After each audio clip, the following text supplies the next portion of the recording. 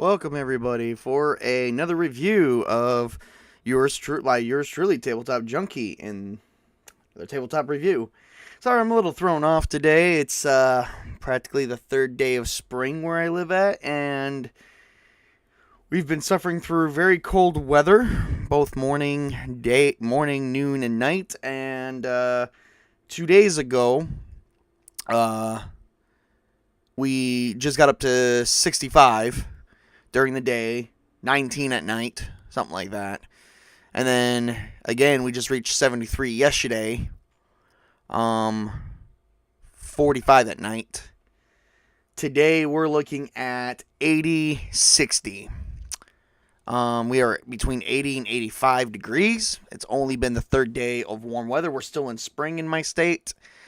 It just started. First day of spring was, I think, last week or something like that. I didn't even know. And we're already at 80, 85 degrees, and we're only going to get as low as 60 degrees tonight. So it's not a very cool night for us. Tomorrow is supposed to be the same. I'm kind of irritated. You can hear the irritation in my voice because we're already getting ready to, because I live on a second floor. My office is on the second floor with no windows to open, so it does get smoldering hot. Right now it's a little warm. Girlfriend and I are kind of disagreeing on how things should be, because we did agree on something. Now I'm kind of louching on that agreement because fact of the matter is it wasn't supposed to be this hot this quickly. So we're looking at where I live at, we're looking at a very rough summer. Very warm spring, very hot summer, and I flat out told her, I said, this changes things. It shouldn't be like this. So we're gonna wait and see. Maybe it's just a warm front. Things are a little bit different. Just last summer was a warm summer for us. Very hot, very dangerous.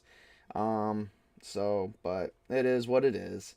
But we're not here to talk about the weather. This is not the Weather Channel. We're here to talk about Grimdark. Deadly, nasty rules for 5e worlds. Ubiquitous RPG. I'm trying to make that out. It looks like it uses very old text. I kind of like that. So we're here to talk about Grimdark. Writer of Grimdark is by James Despero. Just to let you guys know, he goes by the name Grim Jim on the internet. So you guys probably know who Grim Jim is. The guy is my freaking idol. Let's talk about him for just a minute. The guy is my freaking idol. Just because he's an independent developer, writer that went out and seized his moment. I kind of admire that. I look up to that. I wish I would have done the same thing for myself, but I don't have all the inner workings to do stuff like that. But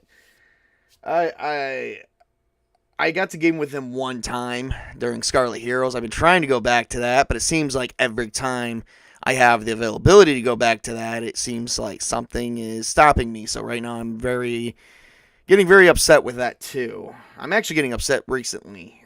It's been a rough week because I'm trying to dive into my hobbies, and it seems like certain things are just getting in the way. Life is getting in the way, and it's like, no, this is one time. It's not going to rob me this year. This year, I'm going to do exactly what I want when I want. I definitely make the money to do so. People are going to just take a back seat this year.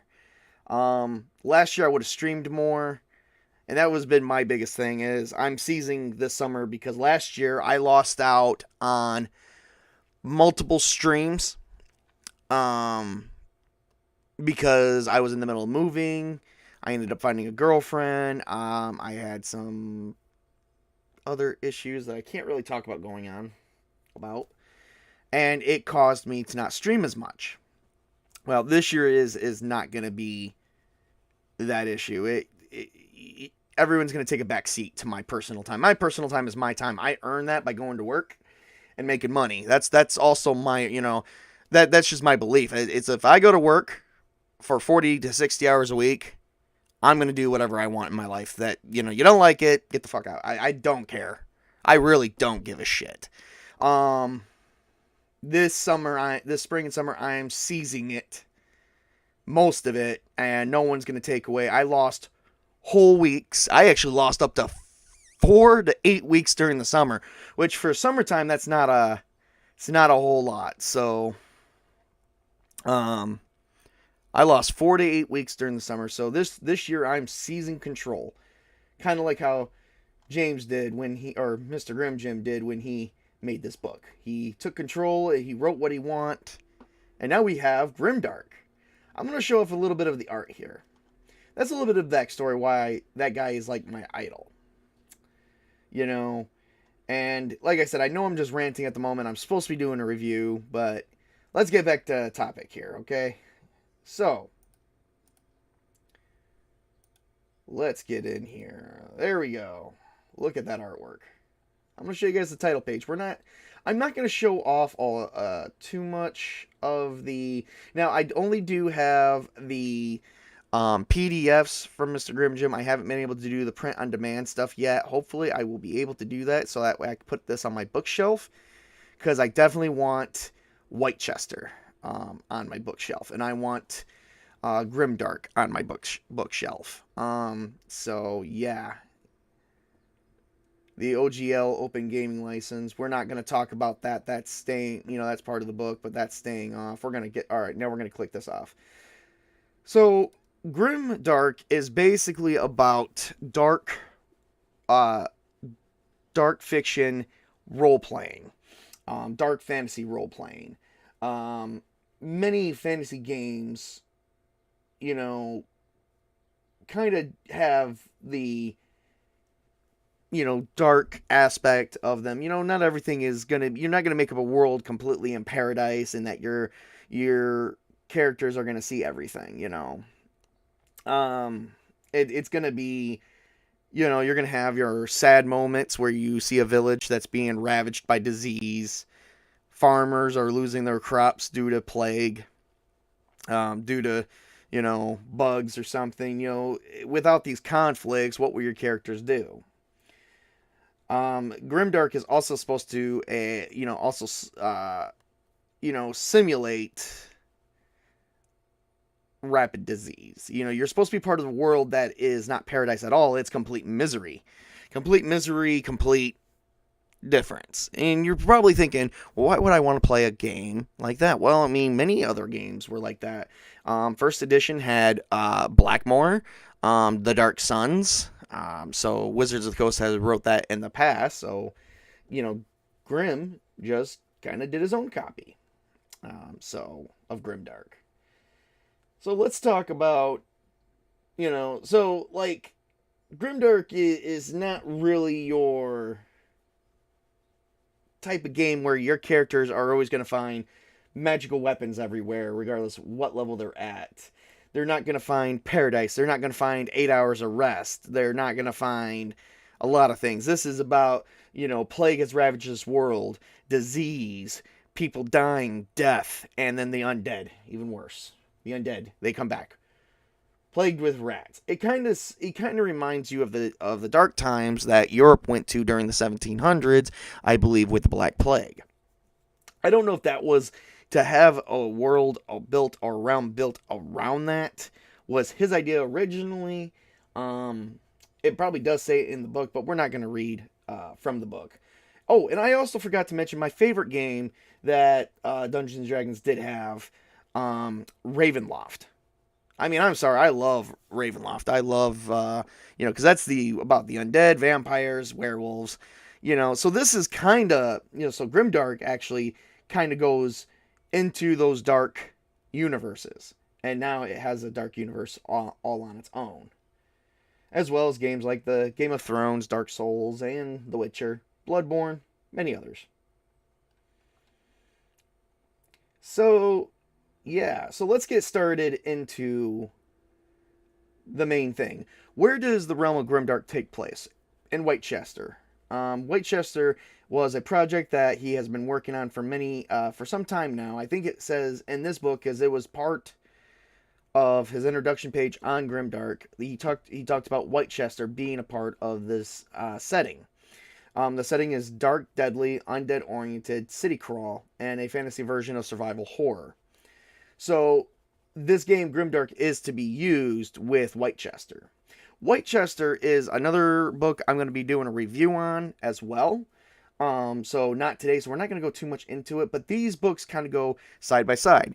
Now, when I first got into Grimdark, and that was before Whitechester was released, I fell in love with the game. I fell in love with the idea that I can put my players in a realm or in a universe that is littered with dead, undead, disease, plague, rats, just whatever. It's everything less than paradise. It's you're facing, you're facing unnatural situations by, even a human ruler. You know, and in my own head canon for this, I don't know if this was Grim Jim's original intent, but in my own head canon, races like elves, dwarves, halflings, gnomes, they're all extinct. Like, they were probably part of the world at some point, but the world has reached a point where the magic is so unnatural now, and everything else. It's pretty much a remnant of what it used to be. So the world where Whitechester existed probably was a high fantasy, very much a high fantasy world with lots of people, a lot different cultures and races that you could meet, such as you probably met the elves. But at this point, with what happened to the realm inside this, they are now all extinct. Now, for the sake of certain things, because I'm kind of beating around the bush or having a hard time finding words, we're going to call this the realm of Grimdark. And I'm going to say this for a reason, because I'm actually planning to run a Grimdark Whitechester game in the near future with my players. I think they're going to start out, I'm working on a few things at the moment.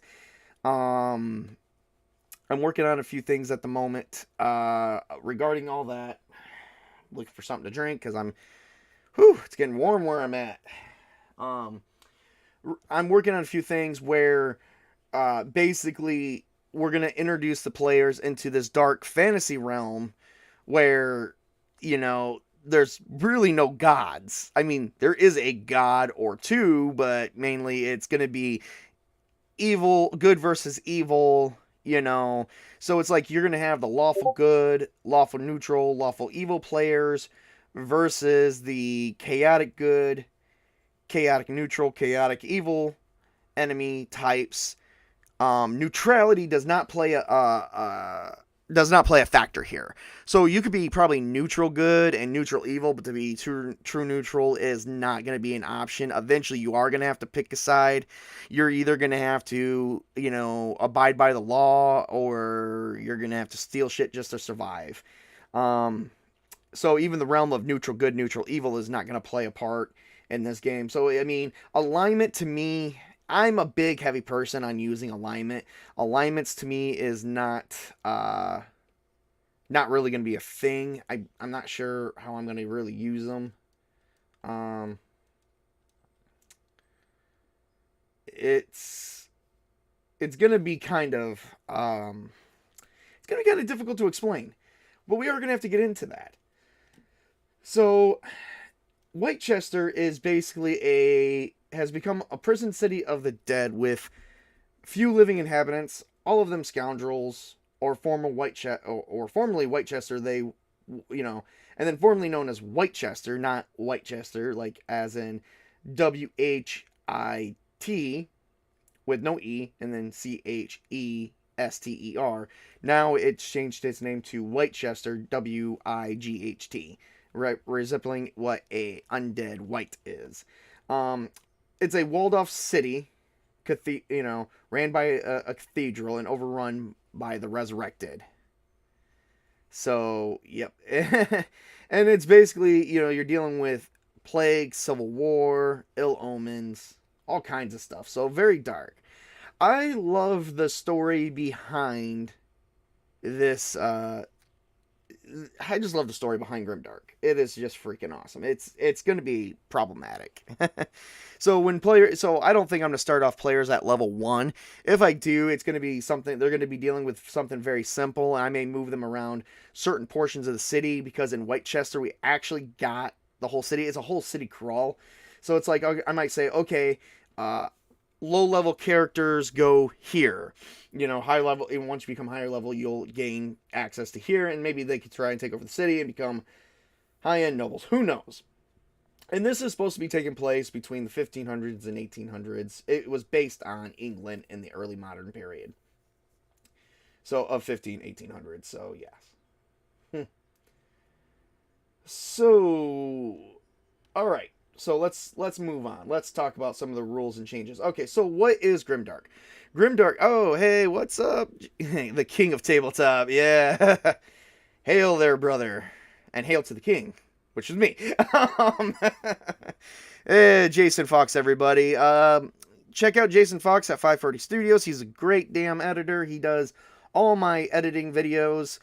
I know him and I have not really been getting together a lot lately, but times have really taken, a lot of modern changes. But I still promote Jace and Chris and Prismatics. I was on their streams last night, but I was too, I forgot to make a lot of mentions on a few things, but it's like, man, I was just too damn tired. I was like freaking zonking out.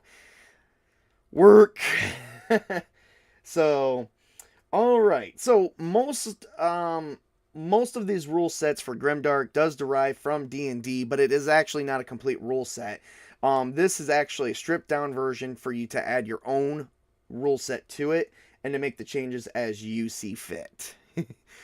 You said a lot of stuff. Loved it. Oh, did I? See, now I don't even remember. I was so tired. Anyway, so yeah, this is not even a complete rule set. This is for you to make the changes as you see fit. Regarding how you want to play your game with Grimdark. So yeah, it does have a lot of good bullet points. Let's see here. Let's talk about a few. It does talk about dice. It does talk about critical hits and skill checks. Oh yeah. Oh, I know about the jokes. I remember the jokes. I just don't remember that. Oh yeah. I wish I was still using a program where I can, let me see if I can view the chat here, because we got a lot being said. Let's see, can I refresh? No.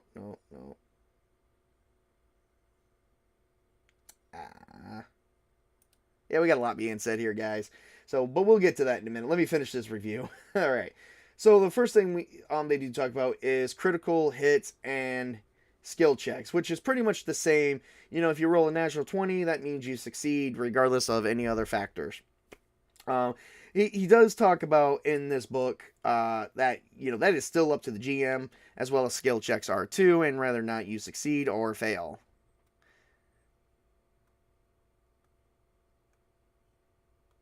Fair enough. So, that's not really changed. People generally have house rules about that, so that's one thing. Yes, he does. He's a good writer, damn good writer. Let me show you guys this artwork here while it's here, because I like this. I love this. So I love this texture of this rat and skull, especially it fits the mood, and I love on how he looks like he uses parchment. And this information is useless to you guys. This is just critical hits and skill checks. The reason why I'm not going to show you the books word for word is because you're not going to use my videos to refer to it instead of buying buying the books. Grimdark, actually, let me get the price for Grimdark for you guys while I'm here. While we're on the topic of what Grimdark is going to run you, and this is just for the PDF. You can go to the postmortem.com .com website. Let's see, Grimdark. Oh boy. Grimdark, the PDF right now will run you $6.99 for the PDF only. Let me get you the price from more payment options. No, I already bought that. No. Okay, hard copy right here. The hard copy of Grimdark right now would run you roughly about $32.26 USD. Mind you, the reason why that's so high is because, let me check. Hang on a second.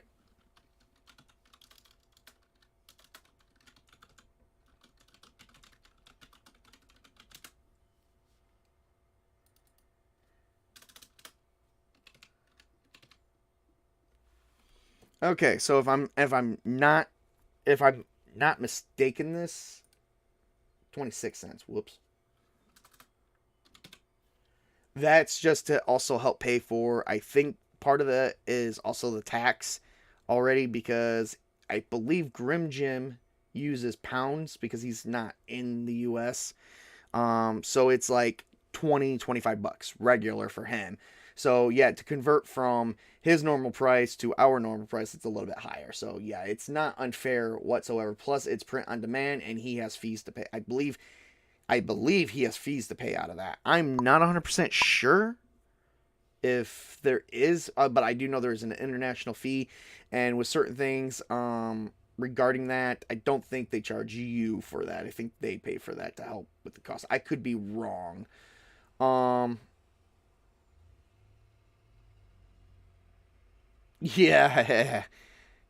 Can you post where I can buy some of his stuff? I need to help out. Yeah, I will. Yeah, I'm definitely gonna do that, Jace. Definitely. Yeah. So to go from, and plus, if you're here in the U.S., there is an international tax. Like I said, I don't know if that's included in that price or not. I'm not gonna say that. I just, it's very hard. Because like I only paid like, I think I paid $6.99, and that is, I believe, that with tax included, and then I did have to pay $2 for international buying. But if you do it, but it's like per transaction or something like that. I'm not sure how that works, because even though I bought from him, the last thing I bought from him was Whitechester, and that was a couple months ago. Or no, was it earlier this month? Maybe it was last month. I can't even remember. Um, you know what? You're just gonna have to go check it out for yourself. Maybe if I can get some more accurate information, I will share that. So yes, do not put my words in it. But like I said, $31 and 26 cents, to get a hard copy of Grimdark. I think that is pretty fair. And I've actually heard a lot of people say that's pretty fair. It's just he is overseas, so there's other things that is covered into that price. So I mean, you want a good game, you want to do good, you want a good game, you want to help out indie developers, that's the price you pay. Um, $30 is not that bad, because I'm going to tell you this right now. To go out and get a 5th edition Dungeons and Dragons book is $60. That's one book. 40 to $60. That's how much, and I hate to break it to people, that's how much the new books are going to cost. So, yeah. um, and if I'm wrong, I'd rather be wrong than right, and I will admit when I am in the wrong, on that. But I do not, suspect any different, because I remember seeing the player's guide once for $50. Right now, it's 45. Right now, I can get a brand new copy of the player's guide for Dungeons and Dragons 5th edition, brand new, is still going for $45 to $55. So, $32 out of your pocket, not a big deal. And if there's an international charge, you're paying anywhere from maybe $2 to $10, give or take. I'm not sure. I know I didn't pay much in their international, so that's all best I can tell you. So you're looking at $35. There you go. There's a little bit of sales tax. There's my justification. There's a sales tax if you would have bought it in the U.S. Because I don't know about the rest of the world, but I pay 6-7% sales tax where I live at. So, anyway, all right, let's get talking. All right, so, and like I said, there's nothing else new on this one. There's the armor class, hit points. He does go into discuss a little bit about how that works. And then he does discuss morale. Now, morale is a mechanic that he actually has put in here. You do not have to use it. It is just a mere suggestion. If you want to use it, that is totally up to you. Morale is kind of like, how's the best way to explain it? So,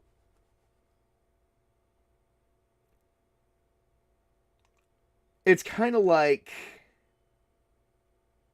a judgment. Adventurers get, the way he puts it is this: adventurers get a pool of points called morale, which they can spend before or after a roll of any kind to adjust the roll by the amount spent. So it's kind of like a luck roll. The maximum morale you can spend on a single roll is equal to your skill maximum plus 2 at first level. So, okay, so if you're using D&D rules, you only have like +1 to +3. So you can only, so first level, you can only use +1 to +3 anyway. Example is Tom Free is struck with a knife for 4 points of damage. He spends 2 morale to reduce it to 2 hit points. I don't know if I'm going to use morale in my Grimdark, in my I play this game, but I mean it's up to my discretion. So as the GM, he does add in stress and hit points. In case you wanted to use stress for anything. Stress, I don't. Okay, so stress is optional, but so stress is optional, but assumed rule for handling your character's mental resistance to stressful situations. So stress is kind of like your mental breaking point. So he does have that. He has a lot of options that you can use, but it's not made for you to use his book without tossing in a bit of your own works. And as a matter of fact, there was actually, I don't know if it was this book or the Whitechester book, he says he wants you to do that. The book is made for you to take notes and take stuff out of it as well as you see fit as the GM. And it's not to take everything he makes and go, well, this is the rule in Whitechester. No, he wants you to make up your own rules. And the Esoteric Order of Nerdity is here. Welcome, Witch King. So morale. It makes sense for why monsters would run away in combat instead of fighting to the death. Definitely would. But, I mean, I guess in some people's sense, though, monsters are just kind of lower life forms that are just following basic instincts. Same could be said for, however, I don't see a unicorn fighting to the death. I just don't see it. So, going from there, let's talk about some of the stuff. He does go into short rest, long rest. But let's not talk about that. Let's talk about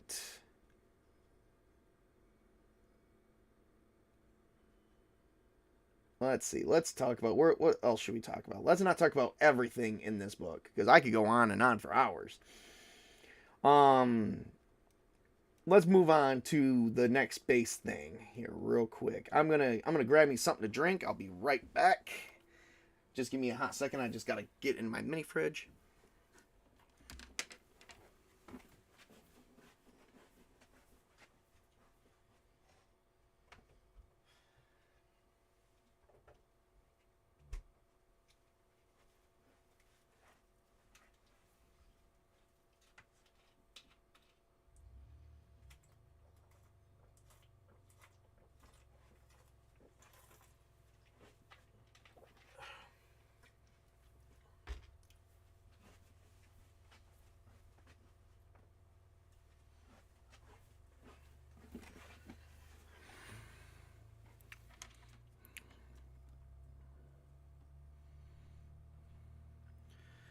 Okay. But animals in the wild on Earth don't fight to the death unless there is something wrong with them. And yeah, you're right about that one. But then again, it also goes to my main rule in TTRPGs. They can't simulate everything accurately, realistic, or else what's the point? So, but anyhow, so let's see where we go.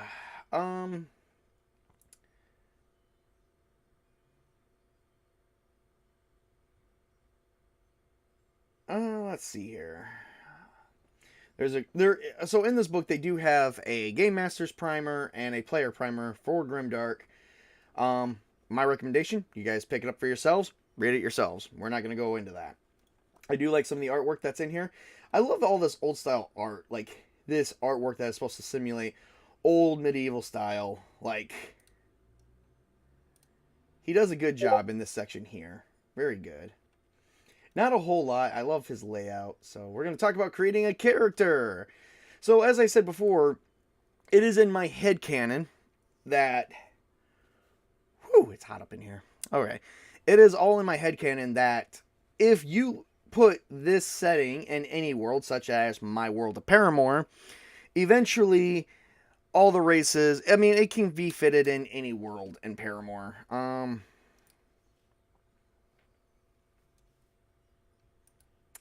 Or in any world in Paramore. Yeah, what am I saying? Sorry, guys. I am a little hot right now. It is, like I said, 80, 85, and I don't have an AC right now because my girlfriend and I don't really agree on it. But I'm not really trying to, do things. But yeah, I'm sweating up in here. Anyway, okay, so step one of character creation: choosing a species or a race, however, whatever way you want to go into it. Which actually he did mention in here, and I do love Grim for this one. Race is such a poor choice of terminology and has caused no end of headaches, which is very true. I love that statement that is written in the book. It should be species. So we're going to actually use the word species. Okay. So, species, I actually use both terms, and here's my reason why. I use race for medieval style games like Lord of the Rings, and I use species for science fiction type games like Star Trek Adventures. Reason for that is because the terminology does change, because the reason for it is a race would be like many different variations of a human being with many different versions of, well, how many different versions can you make, with many different nationalities? Okay, species is something completely different, like the Vulcans, the Endorians.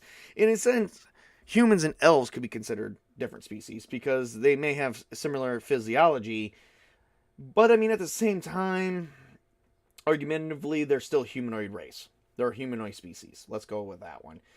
But here in Grimdark, as I mentioned before, there are no species. I mean, he uses the term species and not race for the simple fact of there's the human race. That's it. There is no elves. There are no orcs. There are no dwarves. He doesn't care how you make it happen. It's just they're all dead. The only predominant race or species that's inhabiting this earth right now, or inhabiting whatever world you put this in, is humans. Everything else is either the undead, vampiric, werewolves, the cats and dogs living together, apocalyptic type crap.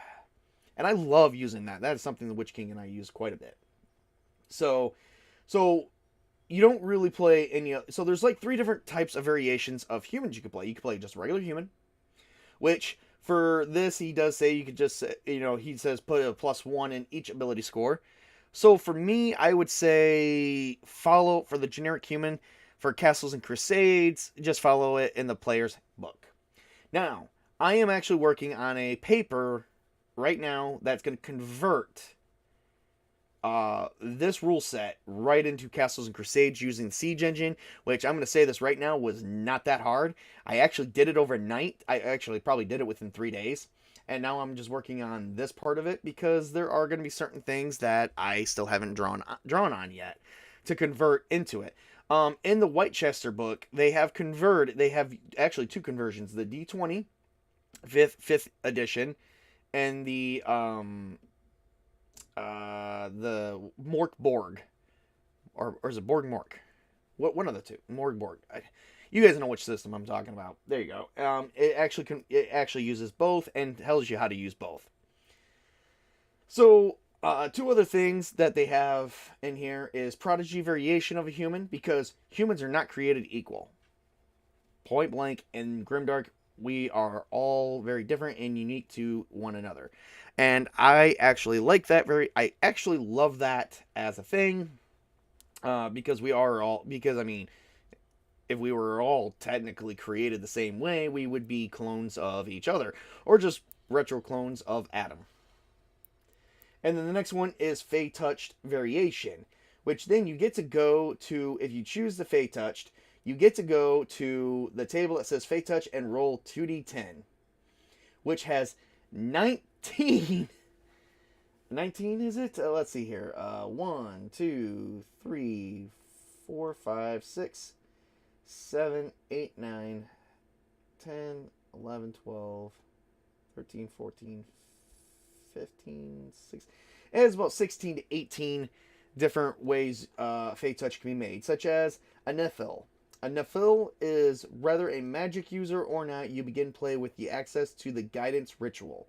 At 3rd level, you gain access to the Bless Ritual once per day. At 5th level, the Prayer of Healing Ritual once per day. You get to be part beast, such as you get to look like a humanoid pigeon or a rat or badger or a duck. Or basically, if you guys seen any video where you see like a humanoid stag, you know, like I think Beast Stars would be one of those things, or the what do they call them? The Faunus from Ruby. Good way of doing that. Stone Skin, Wolf Spirit, Fortune, Goblin Touched, Fey Blood. Each one has its own way of, you know, it's basically what it is Fey Touched. The Fey Touch has an unnatural ancestry deep in their bloodline from old times and myth and legends. So basically, all the extinct other species, such as elves, dwarves, halflings, goblins, dragons, all of them are extinct. Only this, the fact that they intermingled at some point in history to help keep their blood and magic going, did they breed with the human race and basically mixed and intermingled. So you don't play a Dragonborn, you don't play a Drow. You maybe get to play that you had a Drow in your family 1,000 years ago or 100 years ago, but they're not there now. You know, these are like, yeah. So I kind of like that. Oh boy! All right, we've barely touched bit on this book, and then you get to choose your class. Such as instead of the so we're going to touch on a few classes. So some of these classes, they all resemble the 5th edition classes, such as the Brute. The Brute is like a thug or a bandit who has taken up arms. The Brute actually holds all the attributes of a barbarian, but they call them, instead of a barbarian, there's Brute. So 5th edition, they do, you know, so like if it was myth times, they'd still be a barbarian, but they're called a Brute, and they do have rages, like they do rage out like a barbarian. The Dilettante, wanderer, entertainer, a man of knowledge. That's basically a bard. There are some changes in here and some additions in here.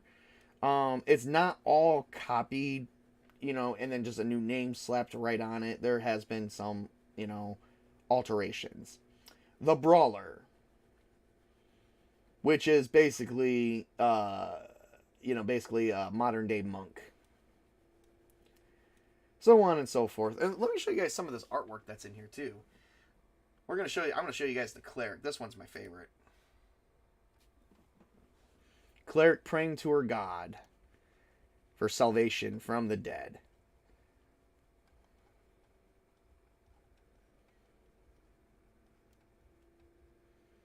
Soldier.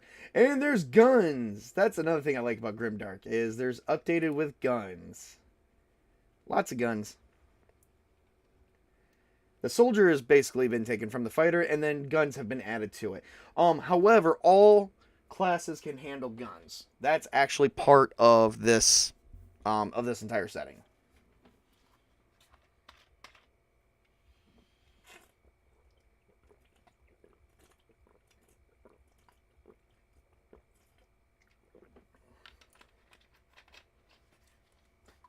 All right. So I showed you guys a few of the classes. Let's move on to the next part of the book, because we have been spending a lot of time. So, I mean, the artwork is cool.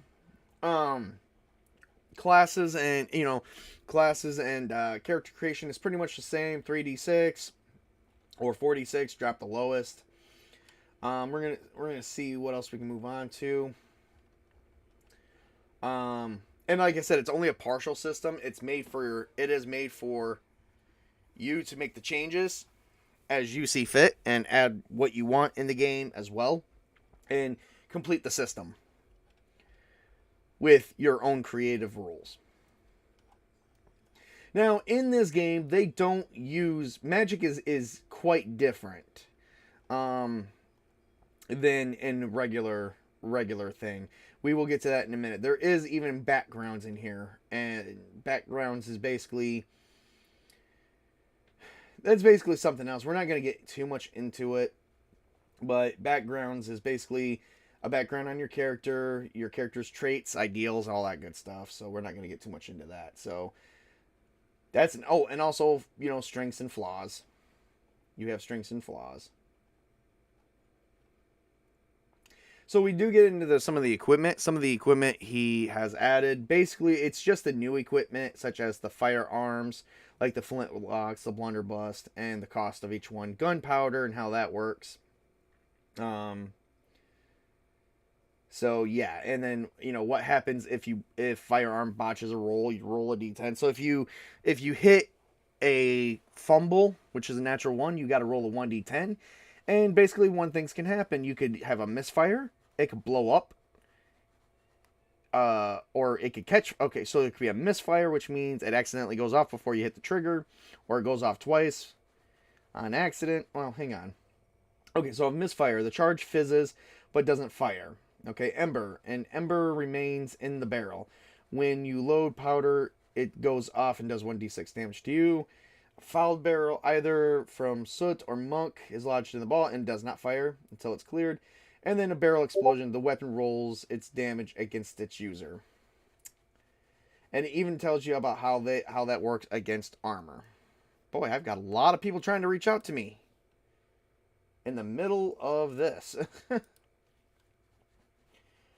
He does go into some additional armor, because he does have his own, armor, and how, because armor in this one does give a little bit of damage reduction, possibly, or some of the magic armor gives a little bit of damage reduction, because they did, the world that you put in Grimdark, it's possible that the armor's been reinforced against certain things, so you also get to take away from some of the damage. Instead of just beating the AC, it's got to beat your AC, and then it also still does reduce damage. No less than 1. He does have his own feats in here, which I will be adding also, converting straight to Castles and Crusades. Easy conversion. They don't really do they're not like overpowered feats, so that is something good. And then you can also, there's an injury chart in here as well, so that is very much helpful. But the biggest thing I wanted to talk about was Miracles and Blessings. Miracles and Blessings is Grimdark's way of saying divine magic. Some of these spells have been rewritten to fit more modern day times of the 15 to 1800s early period as well. There is also and so some of them are from the actual D&D's main book as well. So those are blessing. What is it? Miracles and blessings. Okay, so then we're going to talk about the miracles, which is also another way of saying divine magic. So it's been readdressed, and some things have been changed, and even some of these spells I don't think are even in there. So that's also good. So magic is actually handled a little bit differently, because it's not medieval. Magic does come... Okay, so divine magic does come from a good deity of some kind. The issue with that is this world is ravaged so much by the dead and undead and evil and plague that really you don't have multiple deities. I don't really see that being a thing. I believe, I say you're probably... There's only one god, and that's about it. For me, I am working on my own lore for Grimdark for my Castles and Crusades game. I think I'm going to be using my Paramour goddess of healing, Solana. She's eventually going to leave Paramour. Magic there will start, healing magic there will start drifting away. I don't think clerics would be restrictive on using it. It's just no one's going to believe in her because they're going to count her either as has moved on to another realm and has decided to help somebody else out. Now, you're probably wondering why she moved on to Grimdark. So, I'm working on this lore where I basically made Grimjim his own god. I call it Grim. It's a third generation deity for Paramore, which I will probably have to do a Paramore video and explain how the generations of deities work. So this god known as Grim, he carries the title God of Contradiction. What is living must die. What must die is undead. What is undead is reborn. So it's basically everything that's alive will die. Everything that will die will be undead. Everything that is undead will be changed. And disease and plague will ravage everything. So it's basically, I took the idea title from the Absalom Curse and Fairy Tale, wielded by only one wizard known as Zeref, the Dark Wizard. He was said to, his magic was called Contradiction, and his magic literally was death magic. It killed everything. But it also inverted color. It changed color. Like, it changed, instead of killing Natsu, it inverted the clothes. It changed his black jacket. It turned his scarf black and his jacket white. So, yeah. So I kind of actually stole the idea from that.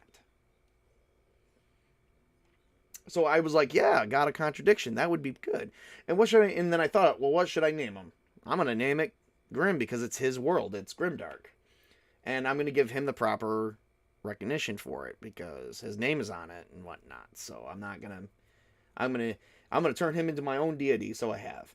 One of the things I did like about the magic in this one is you have somatic, verbal components. You also have, you have 4 components, and they actually tell you what they are.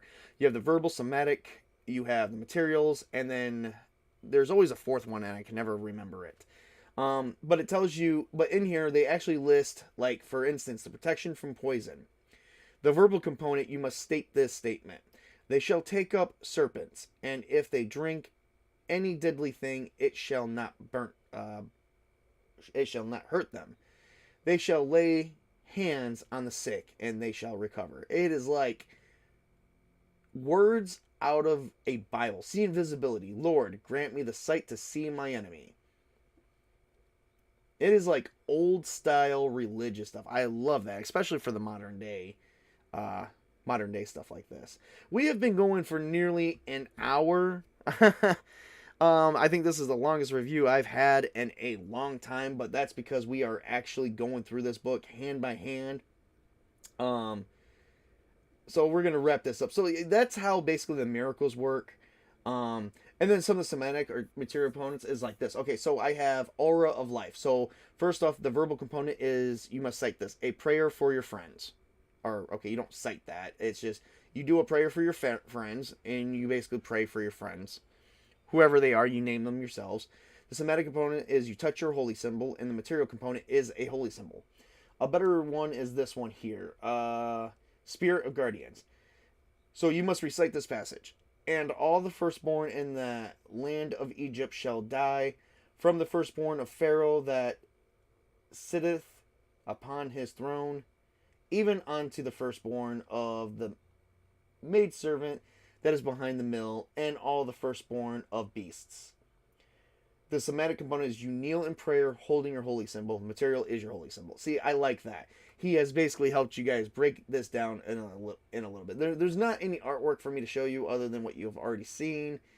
So yeah, check this out. I mean, this is a good read. I've read this book 5 or 6 times. I think I'm even reading it now, so... I've been reading it this morning, so I don't know. I've read this book cover to cover multiple times already. I just love it. So then our next type of magic is rituals and dark gifts, which is another way of saying arcane magic. Similar to divine, they're going to have material components. They're going to have statements, somatic components. It's going to tell you what you need for materials. There's 3 levels of materials. There's 3 levels of everything. Lesser verbal, moderate verbal, major verbal. Same for somatic and same for that. Lesser, moderate, and major. And so say alarm. Your verbal is moderate, your somatic is lesser, and your material is lesser. Each one has their own set of okay, so for instance, lesser verbal, a single word or short phrase. So obviously it goes bigger from there. Lesser somatic, a simple hand gesture. A complex hand gesture. Okay, you get that. And then a rare or priceless ingredient, or an uncommon or expensive material, or a common or cheap material. So the reason why they call them dark gifts in rituals for arcane is because there's really no I in my head there's really no god of magic. So magic has its own form and travels under its own thing now, and there's no god that wields it or that gives it to the people. This is the people trying to find sources of magic or trying to tap into it themselves, which that's where you get the rituals, and the dark gifts is kind of like their way of saying they get it from demons. So it kind of takes away from the warlock. And if you're going to be a spellcaster, you're a wizard. You're a wizard. You're a wizard. What do they call? I don't know what they call wizards in this game. Let me check real quick. I don't think they're called magic users, but we're gonna figure out. I think it's called the mage. The magus. It's the magus. So yeah, the magus is basically the wizard, but instead of being a master of arcane arts, it's just the master of dark gifts and rituals. Kind of way to make it more modern, I think. I think it's pretty good. It's dripping with definitely. I mean, it's supposed to be a dark fantasy fiction role playing setting, so I think it's fitting. How he did everything is definitely fitting. So I definitely recommend. I think we're gonna wrap it up here. I'm gonna check a few more things because we're not gonna go through all. Boy, I love those. What is that called? I don't know what that's called. I see. Here's something. I look at that hand. Love that. And here's how a spell is set up. It's the same way for divine magic and arcane magic. Same format, different setup in a sense, because they're definitely different. All right. Trying to scroll down here. And everything in the book is... Now, see, the format of the book is really good, especially how he separated everything, because the rituals and dark gifts and the miracles and blessings are all separated from level 1 to level 9.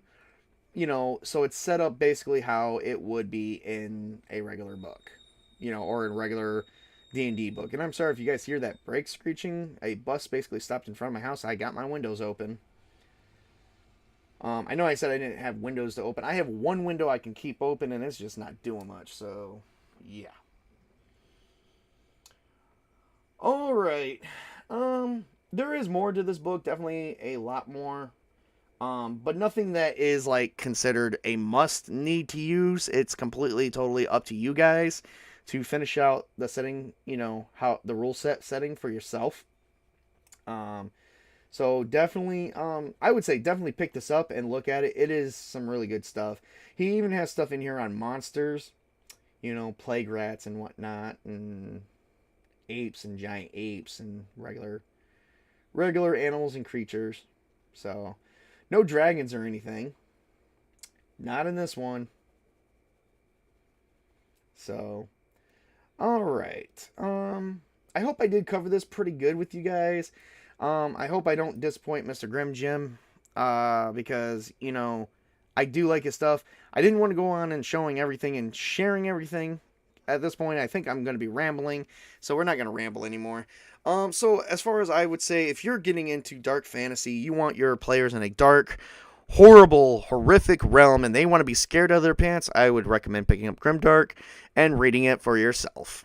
Both players and GMs. Players, if you do get it, find a GM who's willing to run it. GMs, definitely get it, especially if players want something like that. That would be top of the line. I think that even beats Ravenloft, but that's my thing. So I don't do point systems very often.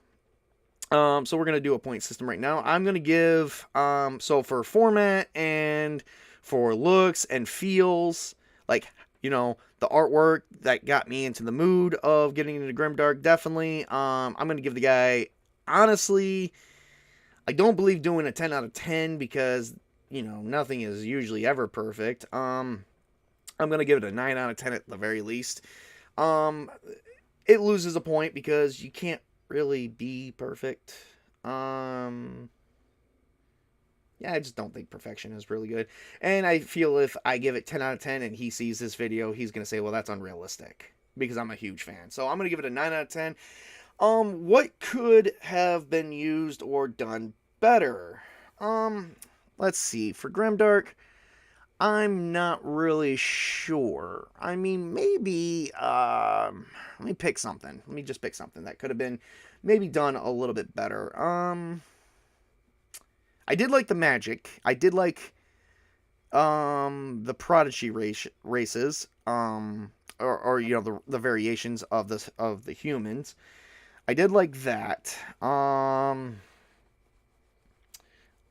So I did like the step 1, step 2. This one's actually a hard one. I'm gonna say just because I don't believe in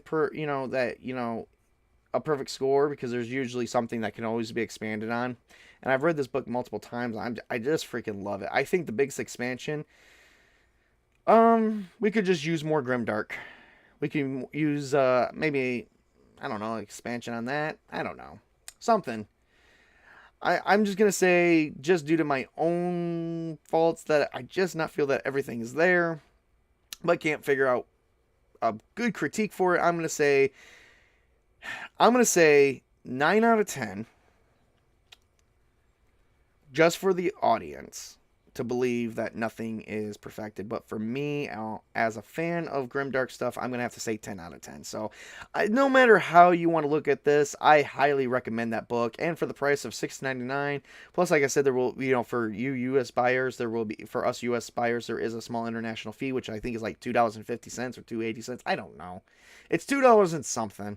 I haven't really looked at it in a while, and I had Grimdark for a while, and I did buy Whitechester over a month ago. So, I mean, I do have a link to Postmortem Studios in my description, so go ahead and check it out for yourselves. Go ahead and buy something digital for cheap and see where that goes, and then just buy something physical and see where that goes. Totally up to you guys. But I definitely highly recommend this. I am going to run a Grimdark game in the future. I'm just not sure when yet. So everything's just kind of up in the air on that. So like I said, I'm going to give Grimdark 9 out of 10. It earned that 9 out of 10 out of the format, out of getting stuff put together for the, for selecting character creation, the classes, the equipment, the armor, for even using 5th edition, some of the 5th edition rule sets and stripping some things out of there for you to make it your own, the creativity, the magic, how the magic works. Yes, maybe Grimdark has its own deities. I don't know. So 9 out of 10 for that, 10 out of 10 because I am a fanboy. So no matter how you want to look at it, I'm not going to rate it any lower than 9. I like the feel of it. I like the artwork. I like the format of the wording. Maybe, you know what? There's that one. Maybe not make some of that wording a little hard to read and understand. Maybe it's just my own personal things. I haven't seen old script. And Grim seems like a study of that kind of stuff. So maybe it's all, maybe that's the reason why I give it a 9 out of 10 is for my own uneducated purposes. So maybe it is a full 10 out of 10. He makes some really good stuff. So I do highly recommend it all the way around. So, all right. Well, not trying to get hung up on that. I'm going to just let you guys go and say, I hope you guys enjoy this review. If there's anything else you guys have, any other further questions, please leave a comment. And please like and subscribe the video. I am trying to gain some more subscribers here and go on to doing more for you guys. And, the more subscribers I get, the more incentive I have to do a lot more, hopefully coming up in the future. So, other than that, I want to say work hard, play hard, game on, everybody. This is Tabletop Junkie giving you his famous salute and saying, watch out for that zombie that's right behind you. Maybe you're in the realm of Grimdark yourself. Have a great and wonderful day.